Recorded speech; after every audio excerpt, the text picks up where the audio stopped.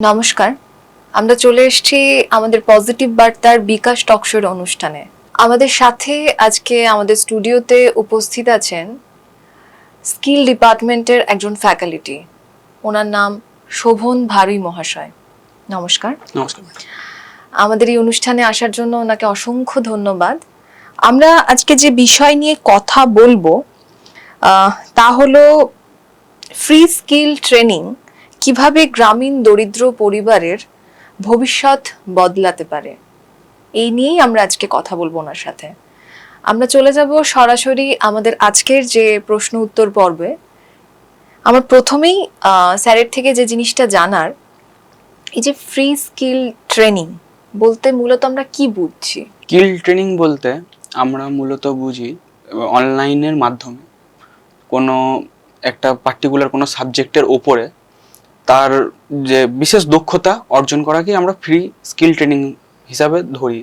তো আগে কি হতো, আগে একটা ট্রেনিং করার জন্য আমাদেরকে যেতে হতো বিভিন্ন শহরে বা বিভিন্ন সংস্থায় যেতে হতো, সেখানে থাকতে মাইগ্রেট করতে হতো, আমাদেরকে থাকতে হতো সেখানে কিছু দিনের জন্য বা কিছু টাইমের জন্য।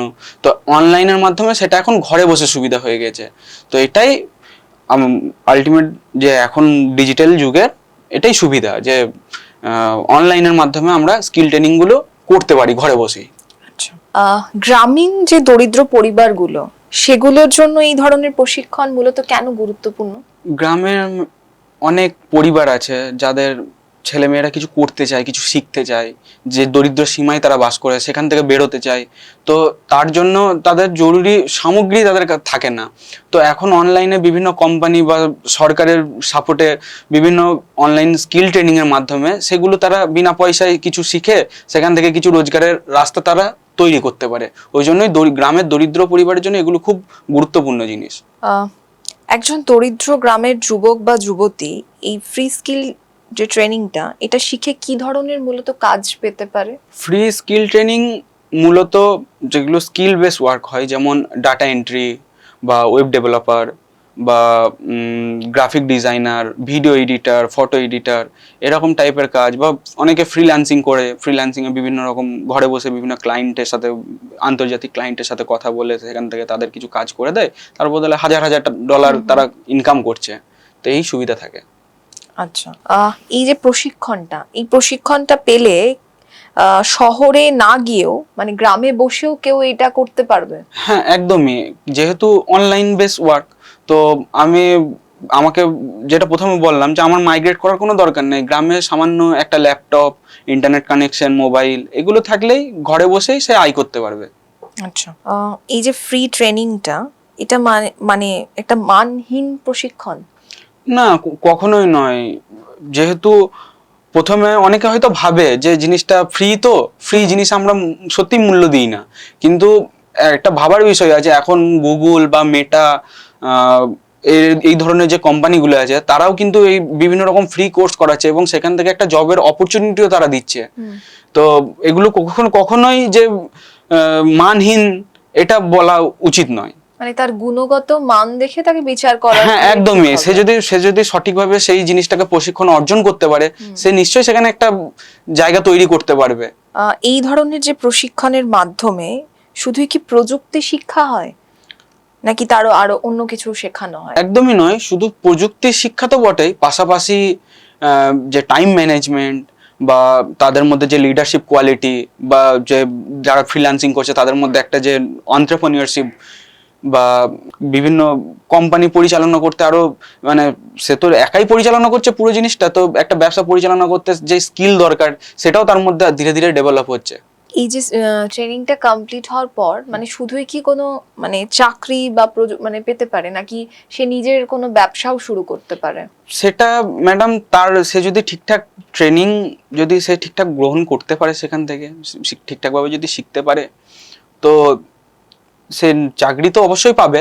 আর ব্যবসার ক্ষেত্রে ব্যবসা করতে পারে, কিন্তু তার জন্য একটু টাইম দরকার। কারণ প্রথমত তাকে নিজের একটা ব্যবসার পজিশনে আনতে, নিজেকে এন্টারপ্রেনিয়রশিপ জায়গায় আনতে তার কিছু ক্লায়েন্ট দরকার, সেখানে পৌঁছাতে তার কিছু টাইম দরকার। তো সেই টাইমটা তাকে দিতে হবে। সে যদি ধৈর্য বা সেই টাইমটা সে যদি দিতে পারে, তো অবশ্যই সে ব্যবসাও করতে পারবে সেখান থেকে। সরকার মানে সরকারি বা বেসরকারি সংস্থা কিভাবে এই উদ্যোগে যুক্ত হয়েছে? সরকারি যেমন সেন্ট্রাল গভর্নমেন্টের এখন বিভিন্ন প্রজেক্ট চলছে, যে গ্রামের বিভিন্ন জায়গাতে নেট মানে নেট প্রদান করছে। ঠিক আছে, বিভিন্ন দেখেছি আমি বাইরে বাইরে যখন ঘুরেছি, বিহারের সাইডে কিছু গ্রামে দেখেছি যে ওখানে ফ্রি ওয়াইফাই সরকারের মানে প্রধানমন্ত্রীর আন্ডারে দিচ্ছে। তো এভাবেই সাহায্য করছে। অনেক ব্যাংকের যে লোন প্রোভাইড করে তাদেরকে, যে অন্টারপ্রেনিয়রশিপ হতে গেলে তো তারও তো কিছু দরকার, সেখানে ল্যাপটপ থেকে শুরু করে ইন্টারনেট পরিষেবা, সেগুলোর যে খরচা তার জন্য ব্যাংক থেকে লোন প্রোভাইড করে দিচ্ছে সরকার। এছাড়াও সরকার বিভিন্ন রকম ছোটোখাটো স্কিল, যেমন বেসিক কম্পিউটার ফ্রিতে শেখাচ্ছে, বা ডেটা এন্ট্রি, এগুলো সরকারি বিভিন্ন ছোট ছোট সংস্থা থেকে কোর্স করাচ্ছে। আর বেসরকারি সংস্থা বলতে গুগল, মেটা, এরা তো বিভিন্ন রকম নিজেদের ওয়েব ডেভেলপমেন্ট থেকে শুরু করে ডিজিটাল মার্কেটিং বা ডেটা অ্যানালিটিক্স এরকম ধরনের কোর্স বার করছে। সেখানে হাজার হাজার ছেলে এনরোলমেন্ট হচ্ছে, সেখান থেকে প্রায় 100-150 ছেলে তারা নিজেরা কাউন্সিলিং করে সেখান থেকে তাদেরকে জব প্রোভাইড করছে।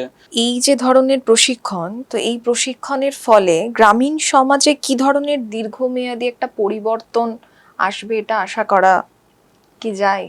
হ্যাঁ, একদমই ম্যাডাম। আমিও একটা গ্রাম থেকেই বিলংস করি। তো গ্রামের পরিবেশটা কি থাকে? গ্রামের পরিবেশটা থাকে যে যেটা কামাচ্ছি ওটাতেই হয়ে যাচ্ছে, একটা পর্যাপ্ত লিমিট। আমরা তো মানে গ্রামের বাইরে যে দুনিয়া আছে, জগৎ আছে, শখ স্বাদ, মানুষের বিলাসিতা ভোগ, সেগুলো তো জানি না, অতএব আমাদের প্রয়োজনটা নেই। তো ইন্টারনেট মাধ্যমে এইগুলো যদি যখন আমরা বিভিন্ন বাইরের ক্লায়েন্টের সাথে কথা বলবো, অন্যরকম কালচারে যখন মেশার চেষ্টা করব, তো তখন সব থেকে বড় পরিবর্তন কি আসবে, নিজের মধ্যে যে একটা স্ট্র্যাটেজি বিল্ড আপ হবে যে এর বাইরেও একটা জগৎ আছে।